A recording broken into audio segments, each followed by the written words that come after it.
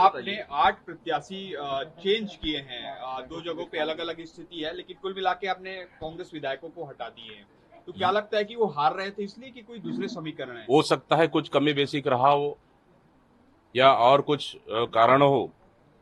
इनका निर्णय तो सीईसी को लेना था और हाईकमान को लेना था। हम लोगों ने तो सभी प्रत्याशियों की सूची हम लोगों ने हाईकमान के पास रख दिए थे। बाकी निर्णय हाईकमान को लेना था, हाईकमान ने लिया है और हाईकमान ने जो निर्णय लिया है हम सबके लिए हमको स्वीकार है। गिरीश देवांगन को राजनांदगांव से, गुरु रुद्र कुमार को अहिवारा से नवागढ़ दिया गया है। क्या लगता है कि सीट चेंज होने से वहां पर कांग्रेस को नुकसान नहीं होगा? देखिए, अगर एक एक सीट पे अगर फैसला हुआ है तो हाईकमान ने एक एक सीट पे डिस्कशन कर निर्णय लिया है, तो मैं समझता हूं हाईकमान का निर्णय सबके लिए सर्वमान्य है और कहीं नुकसान नहीं होगा। जगदलपुर की सीट क्यों होल्ड की गई?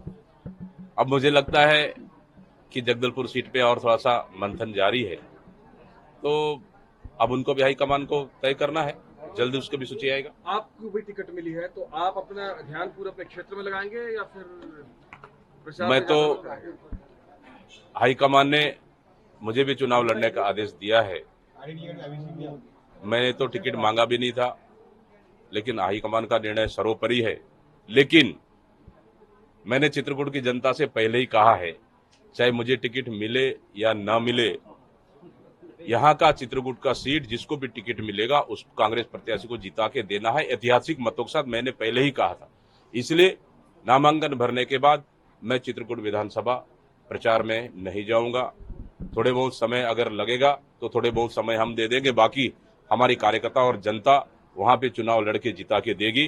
क्योंकि एक प्रदेश अध्यक्ष होने के नाते मुझे बस्तर का पूरा 12 सीट का जवाबदारी है, इसके अलावा बाकी क्षेत्र की भी जवाबदारी है। तो निश्चित रूप से हमारे सभी सीनियर नेताओं के साथ मिलकर ये पहला चरण का 20 सीट हम लोग लड़ेंगे और 20 का 20 सीट हम लोग चुनाव जीत कर आएंगे। बाकी का नाम भी मुझे लगता है कि 18 या 20 तारीख तक सेकंड लिस्ट भी हमारी आ जाएगी। तो इसके अलावा बाकी नाम फंसे हुए हैं? कुछ सीटों में डिस्कशन है, डिस्कशन चल रही है।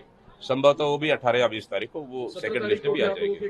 हाँ, अभी तक तो सूचना है कि 17 तारीख को बैठक होगी। 17 तारीख के बाद फिर हाईकमान के हाथ में है, वो सब लिस्ट उनके पास है, वो जब भी जारी कर दे हम उसके लिए तैयार है। ये जो पूरी लिस्ट जारी हुई है, इस लिस्ट में पुराने चेहरों को, मतलब चिट्ठे जहाँ बदली गई है वहाँ भी पुराने चेहरों को मौका दिया गया। भोला साहू और दूसरा जो है हाँ, कुछ सीटों में, 1-2 सीटों में ऐसा हुआ है कि जो पिछले समय विधायकों का टिकट कटा था, किसी कारणवश कटा था, उनको फिर से मौका मिला है। पार्टी ने आदेश किया चुनाव लड़ने का, कहीं कोई दिक्कत नहीं है। चित्रकूट विधानसभा में नामांकन भरेंगे, फिर कार्यकर्ता और जनता ही चित्रकूट विधानसभा में काम करेगी।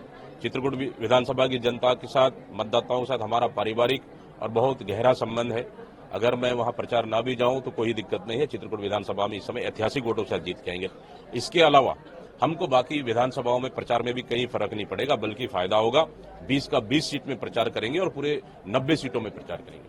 आप लोगों ने कहा कि विनिंग एबिलिटी को देखते हुए टिकट बांटा गया है। राजनांदगांव एक हाई प्रोफाइल सीट है, वहां से गिरीश देवांगन जी को दिया गया है टिकट, कैसे देखते हैं? राजनांदगांव भी हाई प्रोफाइल सीट है। अगर पार्टी ने निर्णय हुआ है तो सोच समझ के निर्णय हुआ है। पार्टी का जो निर्णय वो सबके लिए सर्वोपरि। भूपेश बघेल जी के खिलाफ विजय बघेल जी को उतारा गया है, वो समीकरण कैसे देखते हैं?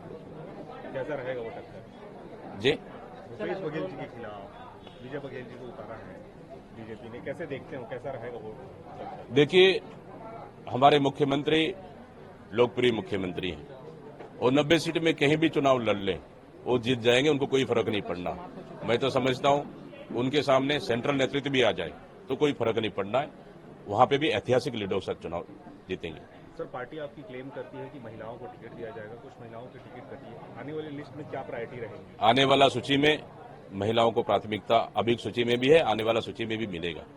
जो सीट से जीत सकता है उनको लाभ मिलेगा।